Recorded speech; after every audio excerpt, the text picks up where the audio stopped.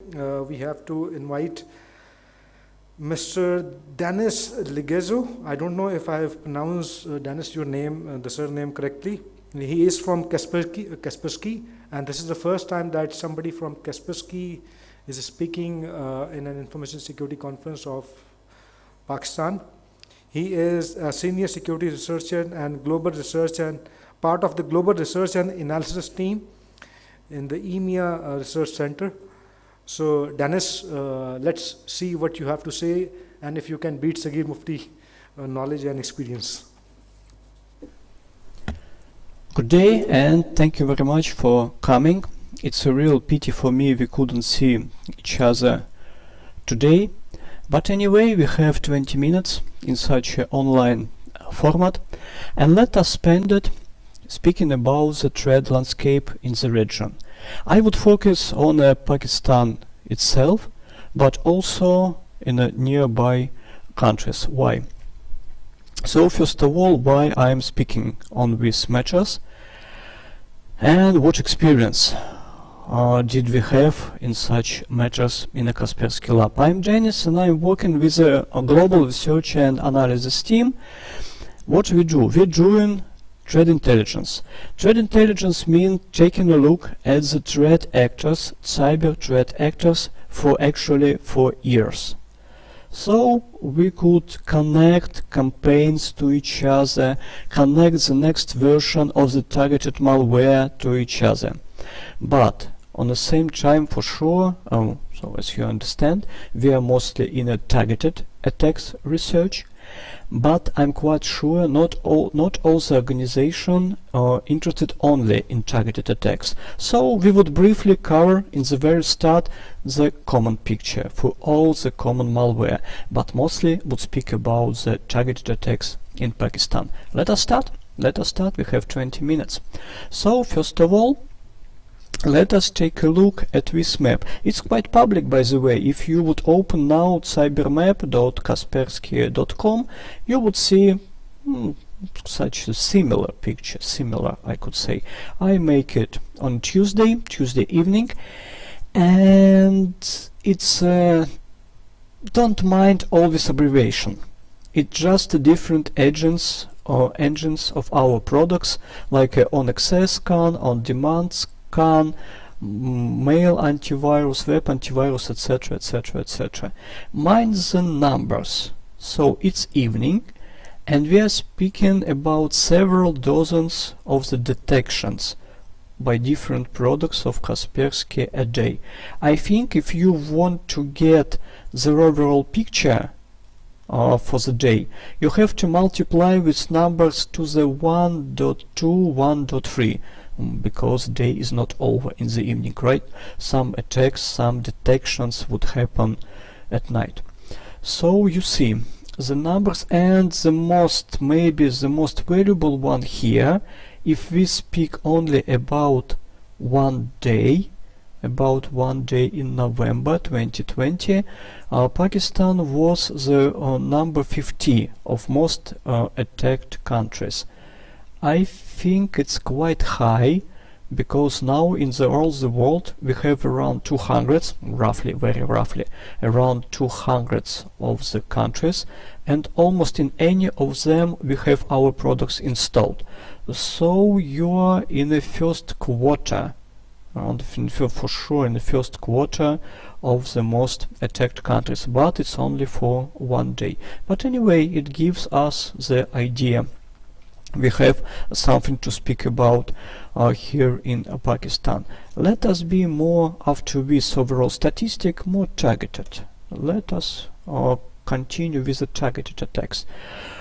We spread our reports, our team providing the reports about any campaigns, and provided through the Threat Intelligence Portal. We would call it through all the presentation TIP, Threat Intelligence Portal, TIP for short. And in TIP we're able to take a look at the filter geographically the reports or by industry. And what I did, I just filtered geographically, mentioning all the reports mentioning Pakistan, and I see name of the actors, and I see to the which countries this malicious campaign attacks as well along with Pakistan.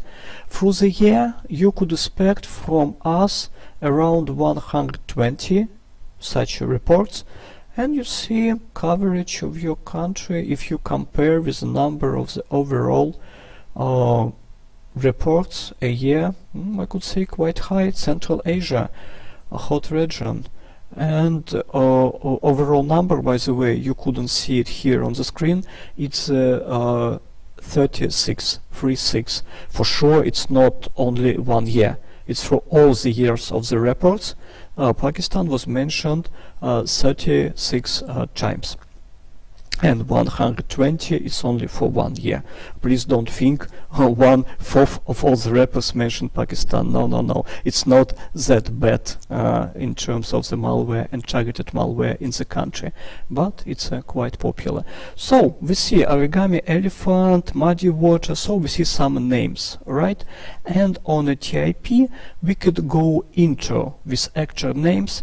To tell you the truth, different suppliers of the threat intelligence could give different name for the same actor to the same campaign operator, and that's why we are making actor profile with our role name, all the different names, description, and the regions of interest. Which one belongs to the muddy water? Quite broad approach, right? In case of the muddy water, they start with Saudi Arabia and Iraq originally, but now Pakistan is also in their interest. You wouldn't see Pakistan in the table on the left because it was mentioned twice. You see here in table from 3 to 5 mentions in the Kaspersky reports, and you are a little bit below. Please keep in mind 2 points here. Mention the detection in the region doesn't necessarily mean targets. It could mean the final target. It could mean researcher, even tester from the developer side sometimes, or some supply chain to the final target. But I think in case of Pakistan and muddy water, we are most probably speaking about the final target, so they're interested now in the country as well. It's just a little below in this table. In case of United States, I think most probably maybe it's not the final target, most probably researchers, because not sure this is their main point of interest. Okay, so besides the description of the actor, we also have the map of the activity. What else? So the report itself, we could see report is a quite structured thing, and with a executive summary, the top level managers from the organization could understand, is this report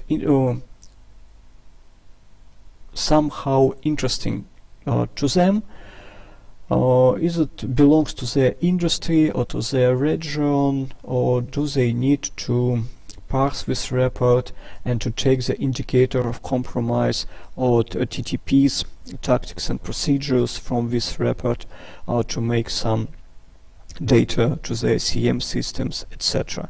And you would see in the executive summary, muddy water now knows how to do C++ backdoors, mostly focused on the Middle East, but as you saw on the map, Central Asia is also of their interest. And besides C++, they also know how to do PowerShell. Some implants are PowerShell, and let's dig a little bit deeper. We wouldn't go during these 20 minutes too deep into the technical details, because it's impossible in 20 minutes, and I don't think in our context it's really necessary. But I want to give you the idea of the threat state of the current threats in your region and country. So they know how to make a small decryptor with a PowerShell. You see, it's quite easy, just slip in a little bit, get content from file, and one liner to decrypt and execute it after it.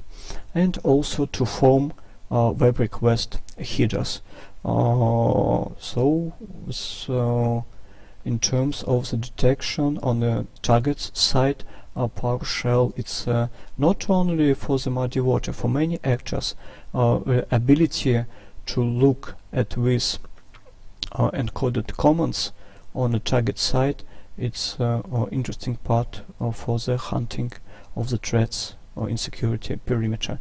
What else? Not only PowerShell, is also, as you see on the very first screenshot about the muddy water, they know how to apply third-party tools, third-party developments from the GitHub to their own campaigns.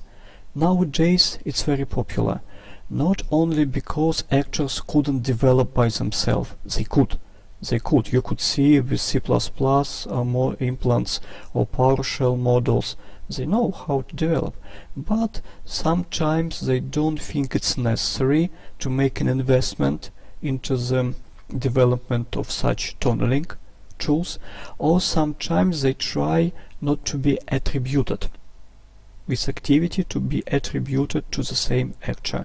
How comes?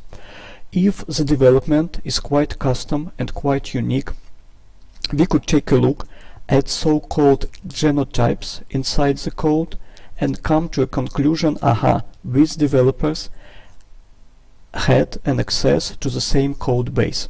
So with a high confidence we could tell it was the same operators behind this campaign. In case of some tool came from the GitHub, you couldn't attribute it to anyone, because everybody could download it and compile it and use it into the campaigns. During this campaign was one interesting nuance. This tool called secure circuit funneling. Why they use it? Imagine in the security perimeter the host of interest with some interesting data for the campaign operators don't have direct access to the wide internet, to the outside internet. But they know some proxy server which could go out, and they could make the channels from the host with no ability to go outside to some proxying server, and after it to the network outside.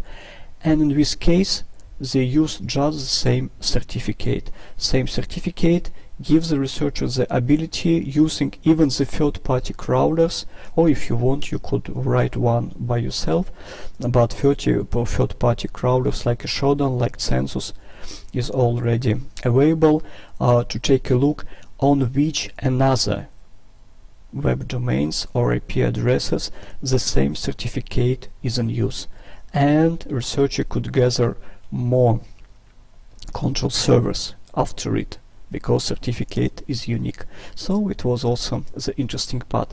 Okay, enough for the muddy water, enough for them. Let's go to the next actor active in the region. If you would visit, we are covering, let's make it like this. On a previous slide it was a screenshot from the private report. TIP, it's our product, so it's a payment subscription. But we also have securelist.com on this screenshot. On securelist we publish only a part, only maybe not small, but the smaller part of the our reports, and later, after the report on the tip. And we also publish the current state of the threat landscape, so monthly update on all the regions. It's our one latest of our monthly updates on securelist. What we see here, we see some, I suppose, very interesting for the story for the Pakistan. This summer we observe, first of all, Android downloader, malicious downloader for Android operating system, written in the Kotlin language, so it wasn't Java, it was a Kotlin. We're starting to research it, and besides the Kotlin, also the Firebase messaging system was used technically. And so we start research, we gather from this malicious code some control server, we make an OSINT, open source intelligence, and we found the report from your national NTISB, National Security Board. The description of the malware in the report, it was quite public, could be found online. Okay, we have something due to our telemetry, we have something to add about the same incident. So because was the same control server were mentioned and the same way of spreading, using of the popular Android application, regional popular Android application, like chat applications or Skype, to spread initial downloader. Not all the time during the research you are so lucky to find some entity in the region already report, and also gives you idea the type of the targets. In this case, NTISB wrote in the report it was a Pakistani militaries were the targets. So what we add to here, with our telemetry we could add Telegram, was also one of the way how they spread it. Most probably it was links spread it for the messages, so spear phishing in a messaging application, maybe to the link to the infected with the download application, infected with the downloader. And downloader, it's a Kotlin downloader, quite a basic one misspelled service in the background during a knock to the server, operator server, and downloads the next Trojan, Android Trojan. And Android doing all the main tasks like fingerprinting, understanding the location, the history of the messaging, etc., etc. All what a normal Android Trojan have to do. Interesting part, technically interesting part here is saving, gathering data in locally on a target device in a MySQL database in a JSON format. So you see Kotlin, JSON, local SQL database. So maybe developers, it's like a new wave, new young developers maybe just taking a look at the tools and the pre-programming practice. So it was about this incident. It was interesting. It was really interesting, and I hope we add some valuable data to NTISB report. The last but not the least, it's IceFog activity.